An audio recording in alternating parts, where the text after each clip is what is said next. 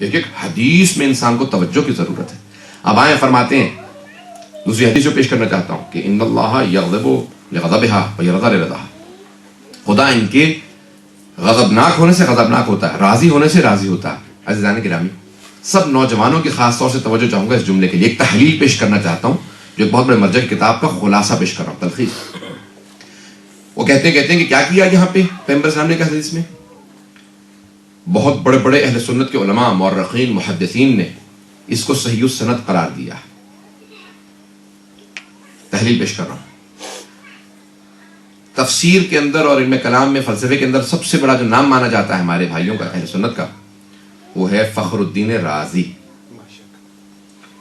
فخر الدین رازی، اور ان کو کہتے ہیں امام المشککین، تشکیک یا شک ڈالنے والوں کا امام، یقین والوں کا نہیں. انہوں نے کوئی اہل بیت کی شان میں آیت نازل نہیں ہوئی یا حدیث نہیں آئی جس پہ تشکیک نہ کی ہو. پتہ نہیں بات واضح کر پایا یا نہیں. کوئی آیت نہیں آئی جس میں تشکیک نہ کی ہو. پیغمبر صاحب نے کوئی حدیث کہی تو انہوں نے تشکیک کی، شک، ڈاؤٹس، پتہ نہیں یہ ہے یا یہ نہیں، اس طرح سے ہے، یہ ہے وہ. ایک ایک قول میں 22 اقوال. آیت تطہیر میں کہا 7 اقوال ہیں. آل محمد سے مراد کون ہے؟ وہ کہتے ہیں آل محمد سے مراد ساری امت ہے.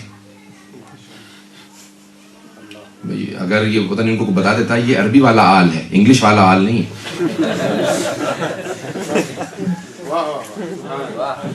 آل محمد سب آل نہیں، یہ بھائی عربی والا ہے. یہ آل محمد آل نہیں، پوری امت نہیں ہے.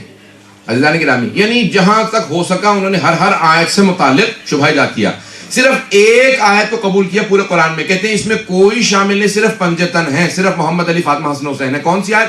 آیہ مباہلہ. وہ کہتے ہیں ان کے علاوہ کوئی نہیں ہے، صرف یہ ہے آیہ مباہلہ کے اندر. میں نے بہت غور کیا کہ فخر الدین رازی نے جہاں ساری رد کی تھی، یہ بھی آیت اس میں بھی کوئی نہ کوئی گنجائش نکال لیتے. لکھتے ہیں کہ ایک قول یہ ہے کہ یہ ہے، لیکن اور بھی بہت سے قول ہیں. میں نے آیت تطہیر پہ غور کیا، یہ آیت مباہلہ پہ غور کیا کہ ان میں نے کیوں لکھا کہ صرف اور صرف پنجتن ہی اس آیت کے اندر ہے. تو عزیزان گرامی، اس آیت کے آخر میں تھا فَنَجْعَلْ لَعْنَةَ اللَّهِ عَلَى الْكَاذِبِينَ،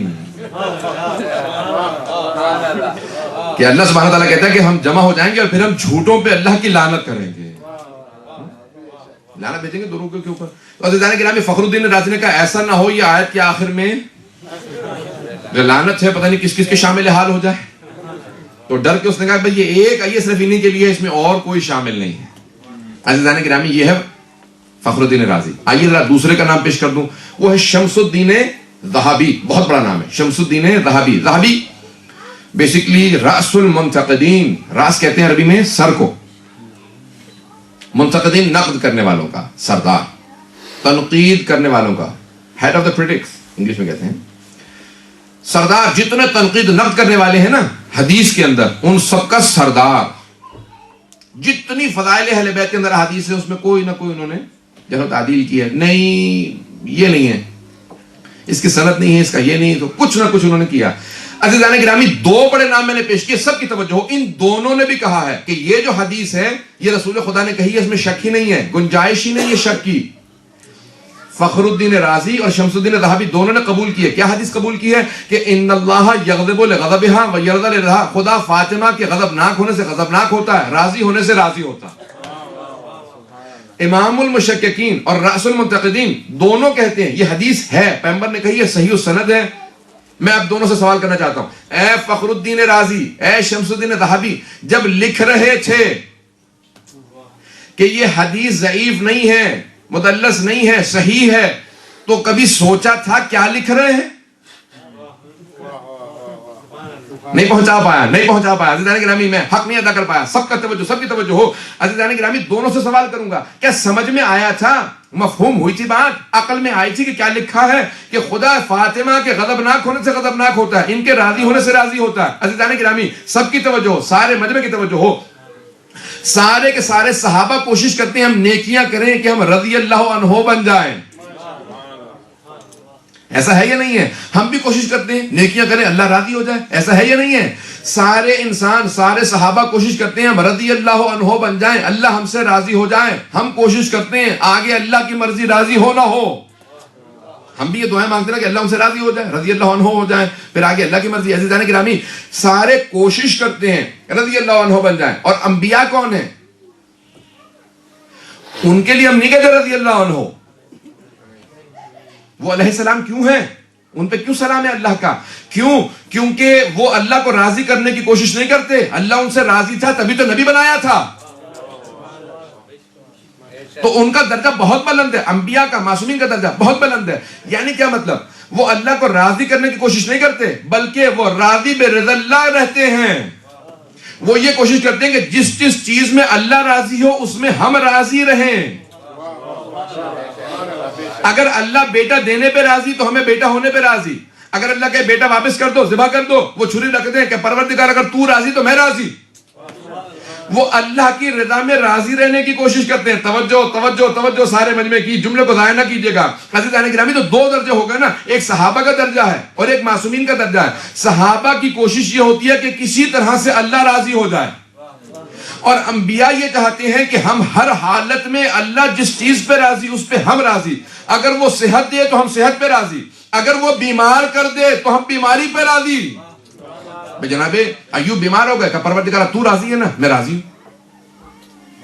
توجہ توجہ. تو اب دو درجے ہیں نا، ایک صحابہ کا کہ وہ کوشش کرتے رہے کہ اللہ راضی ہو جائے، اور ایک انبیاء کا کہ وہ پروردگار تیری رضا میں راضی. اب عزیزان گرامی، نہ پیغمبر یہ فرما رہے ہیں کہ فاطمہ رضی اللہ عنہا ہیں.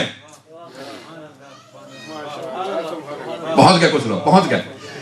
نہ پیغمبر یہ فرما رہے ہیں کہ یہ پوری زندگی کوشش کریں گی کہ اللہ کو راضی کریں. نہ یہ فرما رہے ہیں کہ اللہ ان کی وجہ سے یہ اللہ کو راضی کرنے کی کوشش کریں گے اللہ کی رضا پہ راضی ہو جائے گا. ان اللہ یغضب لغضبها ویرضى لرضاها. اللہ اس سے راضی ہے جس سے فاطمہ راضی ہے. عزیزان گرامی، اب اگر سمجھنا ہو کون رضی اللہ عنہ ہے، کون مغضوب علیہم ہے، تو دیکھ لیں فاطمہ کس سے راضی کس سے ناراض. محمد آل محمد صلوات.